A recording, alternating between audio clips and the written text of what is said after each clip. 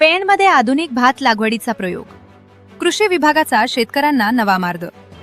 पेण तालुक्यातील निसर्गरम्य ठिकाण असलेल्या दिवाणमाळ येथील शेतकरी संतोष मांढरे यांच्या 10 गुंठे शेतात रायगड जिल्हा परिषद व कृषी व पशुसंवर्धन विभागाच्या वतीने 4 सूत्री पद्धतीने भात लागवडीचा प्रयोग करण्यात आला.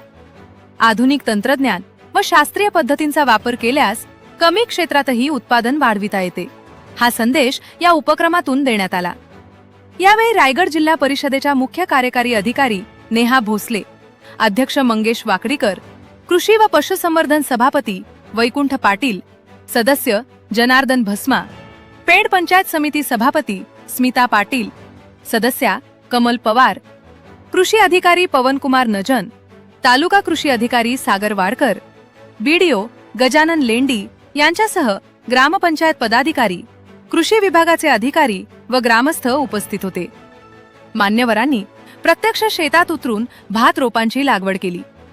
रायगड जिल्हा परिषद व कृषी व पशुसंवर्धन विभागाच्या माध्यमातून पेण तालुक्यातील शेतकऱ्यांना आधुनिक व प्रगत शेतीकडे वळवण्यासाठी विविध उपक्रम राबवले जात आहेत. शासनाच्या कृषी विषयक योजना समाजातील शेवटच्या घटकापर्यंत पोहोचवून शेतकऱ्यांचे उत्पन्न वाढवण्यासाठी विभाग कटिबद्ध असून शेतकऱ्यांनी शासनाच्या योजनांचा लाभ घेत आधुनिक शेती तंत्रज्ञानाचा स्वीकार करावा, असे आवाहन सभापती वैकुंठ पाटील यांनी केले.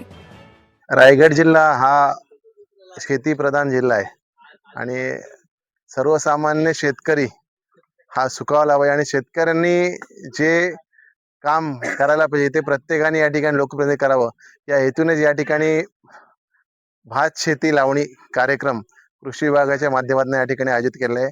दिवाणमाळ इथे हा कार्यक्रम आहे. खरं बघितलं तर लावणी जवळपास सगळीकडे पूर्ण झालेली आहे, परंतु काही ठिकाणी शिल्लक असलेल्या ठिकाणी हा कार्यक्रम आयोजित केला आहे. आपण बघतोय कृषी विभागाच्या माध्यमातून जे बियाणे आपण वाटप केलं, त्या बियाण्याच्या माध्यमातून जवळपास 7 ते 8 हजार शेतकऱ्यांना आपण त्या ठिकाणी लाभ दिला आहे. निश्चितपणे कृषी खात्याच्या माध्यमातून जास्तीत जास्त योजना या शेतकऱ्यांपर्यंत पोहोचल्या पाहिजे, याच्यासाठी जिल्हा परिषद पूर्णपणे कार्यरत आहे. कमी क्षेत्रात नियोजनबद्ध व आधुनिक पद्धतीने शेती करून उत्पादन वाढवण्याच्या दृष्टीने या उपक्रमाला विशेष महत्त्व असल्याचे यावेळी राजीप अध्यक्ष मंगेश वाकडीकर यांनी सांगितले.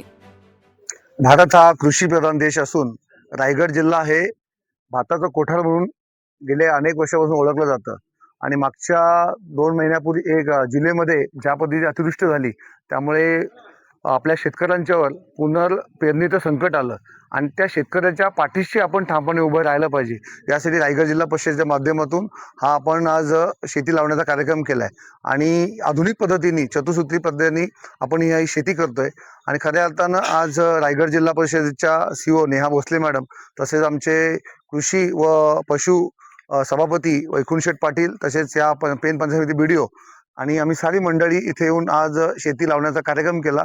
याच्या मागे एकच उद्देश आहे की आम्ही शेतकऱ्याच्या पाठीशी ठामपणे उभे आहोत आणि ज्या पद्धतीने आज शेतीचं नुकसान झालं त्यावेळी रायगड जिल्ह्यामध्ये भरीव तरतूद करून वैकुंठ यांनी मागणी केली आणि त्याला त्वरित आपण अजून ह्या खात्यासाठी अजून 4 कोटी रुपयाची भरीव आर्थिक तरतूद केली आणि शेतकऱ्याच्या पाठीमागे आपण ठामपणे उभे आहोत हे दाखवण्याचं आणि हे संदेश देण्याचं काम करण्यासाठी आम्ही आज इथे उपस्थित आहोत. आपण पाहत आहात शिवतेज समाचार न्यूज चॅनेल.